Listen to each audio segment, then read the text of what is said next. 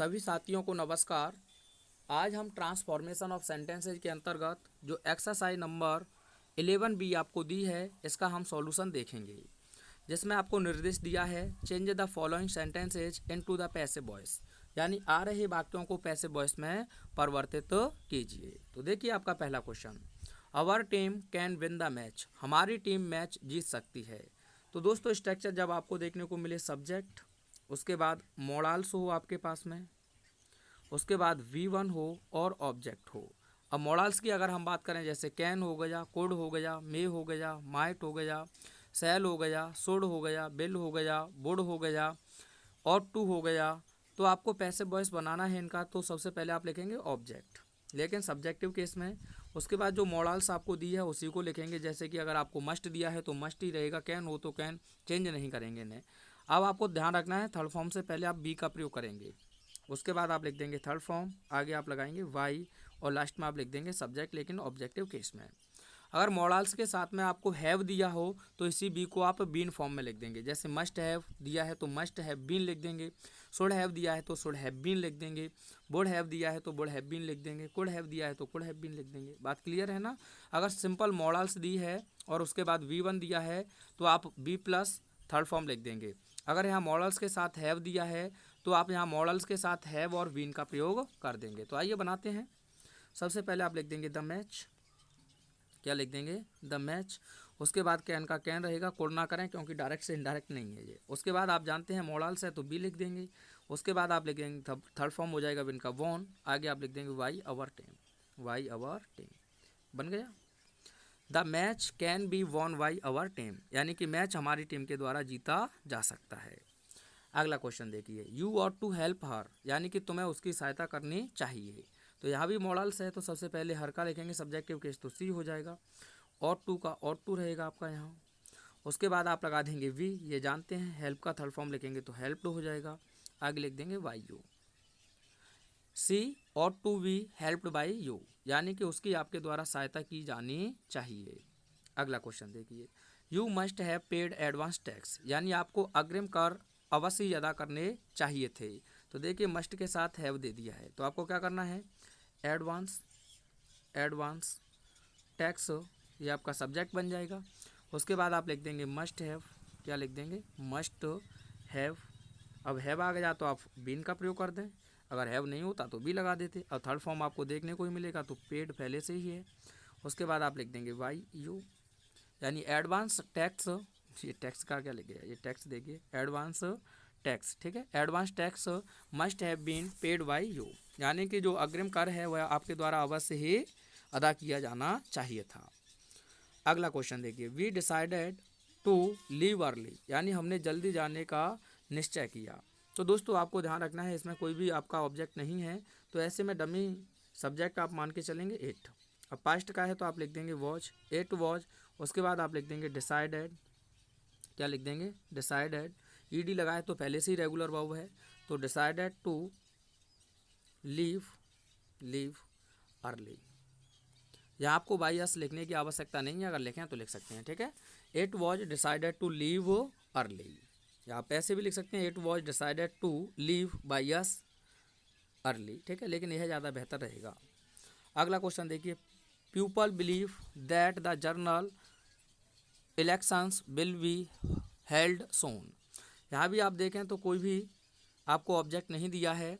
अगर आप इस पूरे को लिखना चाहें तो पहले से ही वो बना हुआ है, तो पैसे में से तो आप नहीं बनाएंगे। तो आपका यह नाउन क्लॉज का है, तो ऐसी स्थिति में भी आप इट लिखेंगे। टेंस किसका है, प्रेजेंट का, तो आप लिख देंगे इज। उसके बाद हो जाएगा आपका बिलीव्ड, क्या हो जाएगा बिलीव्ड बाय पीपल, लिखने की आवश्यकता है नहीं, दैट से आप पूरा जोड़ देंगे। तो इट इज़ बिलीव्ड, ऐसा विश्वास किया जाता है, that the general elections will be held soon, ठीक है। तो ध्यान रखना है आपको, जब आपका सब्जेक्ट ना हो दैट से जोड़ दिया जाओ, जैसे कि ही से, ही सेस या ही सैड, ठीक है, और दैट के बाद कुछ भी दे दे तो आप ऐसे ही बना सकते हैं। अगला देखिए, my father gave me a costly present, यानी कि मेरे पिता ने मुझे एक कॉस्टली प्रेजेंट यानी कि उपहार दिया। तो दो ऑब्जेक्ट हैं इसमें, एक इनडायरेक्ट है एक डायरेक्ट है, तो इसे बनाएंगे तो आई। पास्ट का टेंस है तो आप लगा देंगे वॉज। थर्ड फॉर्म हो जाएगा आपका गिवन, थर्ड फॉर्म क्या हो जाएगा गिवन। उसके बाद डायरेक्ट ऑब्जेक्ट लिख लें, a costly present, a costly present, आगे जोड़ देंगे my by my father, by my father. I was given a costly pen by my father. दूसरे प्रकार से आप इसे ऐसे बना सकते हैं, a costly present, a costly present. उसके बाद आप लिख देंगे वॉज गिवन, वॉज गिवन। अब यहाँ आपको इनडायरेक्ट ऑब्जेक्ट लिखना है तो उससे पहले टू लिखना होगा, to me by my father. A costly present was given to me by my father. अगला क्वेश्चन देखिए, the garment business has made him rich. यहाँ भी देखा जाए तो वह बनाया गया है किसी के द्वारा, तो सबसे पहले आप लिख देंगे ही, उसके बाद लिख देंगे has been made, he has been made rich by the garment business. He has been made rich by the garment business. ठीक है, अगला क्वेश्चन देखिए, somebody told us to wait outside, यानी किसी ने हमसे बाहर प्रतीक्षा करने के लिए कहा। तो अस का आप लिखेंगे तो वी हो जाएगा, पास्ट का आप लिख देंगे वर, वी वर। टोल्ड का टोल्ड हो जाएगा आपका third forming, told to wait outside. मैंने आपको बताया एवरीवन हो, एवरीबडी हो, नो वन हो, नोबडी हो, समवन समबडी हो, तो इन्हें आप बाई प्लस एजेंट के रूप में नहीं लिखते हैं, जैसे पीपल हो गया, पुलिस हो गया। ठीक है, तो we were told to wait outside. ठीक है, अगला क्वेश्चन देखिए, people love games all over the world. तो सबसे पहले आप लिख देंगे गेम्स, प्रेजेंट इंडेफिनिट है तो आप लिख देंगे आर, आगे आप लिख देंगे लव्ड, आगे आप जोड़ दें all over the world. Games are loved all over the world. यहाँ भी पीपल आपको लिखने की आवश्यकता नहीं है। अगला है इंग्लिश लिटरेचर इंटरेस्ट्स मी। तो सबसे पहले आप लिखेंगे आई, प्रेजेंट इंडेफिनिट है तो आप लिख देंगे एम, उसके बाद आप लिख देंगे इंटरेस्टेड। ठीक है, इंटरेस्टेड। अब दोस्तों इंटरेस्ट के साथ और कंटेंट के साथ आप इन का प्रयोग करते हैं, तो इन इंग्लिश लिटरेचर। ठीक है, ये लिख देंगे I am interested in English literature. अगला क्वेश्चन देखिए, योर बिहेवियर अलार्म्स मी। तो सबसे पहले मी का लिखेंगे आप आई, उसकी का अकॉर्डिंग हो जाएगा एम, आगे आप लिख देंगे अलार्म्ड। अब दोस्तों अलार्म्ड हो गया, एस्टोनिश हो गया, शॉक हो गया, सरप्राइज हो गया। ठीक है, शॉक हो गया, इनके साथ आप एट का यूज करते हैं, भाई नहीं लगाते हैं, तो at your behaviour, I am alarmed at your behaviour. अगला देखिए, Newton discovered the law of gravitation, यानी कि जो न्यूटन थे उन्होंने गुरुत्वाकर्षण का नियम खोजा।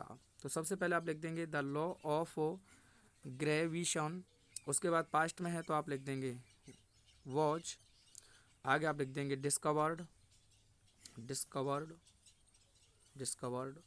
By Newton. ठीक है, the law of gravitation was discovered by Newton. अगला क्वेश्चन देखिए, the teacher didn't allow him to enter the class room. तो सबसे पहले आप लिख देंगे ही, डिड आप हटाएंगे तो वॉज लिख देंगे ही के according, he was not. Allow का हो जाएगा अलाउड, क्या हो जाएगा प्यारे साथियों, अलाउड। आगे आप लिख देंगे to enter the class room by the teacher, he was not allowed to enter the class room by the teacher. अगला क्वेश्चन देखिए, they were taking out the winning candidate in a procession, यानी कि वे लोग जुलूस के साथ विजेता जो कैंडिडेट थे उन्हें बाहर ले गए। तो सबसे पहले आप लिख देंगे द विनिंग कैंडिडेट्स, द लिख लेना यही, द विनिंग कैंडिडेट्स। उसके बाद विनिंग कैंडिडेट यानी कि जो विजेता था वॉज बीइंग, आगे आप लिख देंगे taken out in a procession by them. एक बार फिर ध्यान से सुन लें, बाई देम भी ना लिखें तो कोई चलेगा। सबसे पहले आप लिख देंगे the winning candidate was being taken out in a procession by them. अगला क्वेश्चन देखिए, इसे आपको कमेंट में सेंड करना है, your behaviour has greatly astonished me. इसे आपको कमेंट में सेंड करना है आंसर बना के। Thanks for watching.